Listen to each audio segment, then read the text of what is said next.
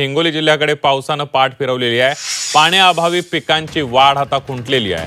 सोयाबीनच्या उत्पादनामध्ये मोठी घट होण्याची शक्यता आहे. कापूस, तूर आणि इतर खरीप पिकं धोक्यात आलेली आहेत.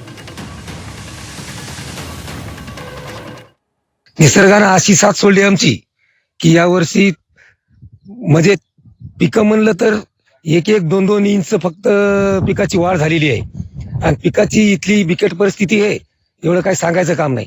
आणि आम्ही जे खतं वापरतो, जे औषधं वापरतो, त्याच्यामध्ये काय व्हायलंय कसं व्हायलंय ते काही भेसळ आहे का काय काही समजून झालंय.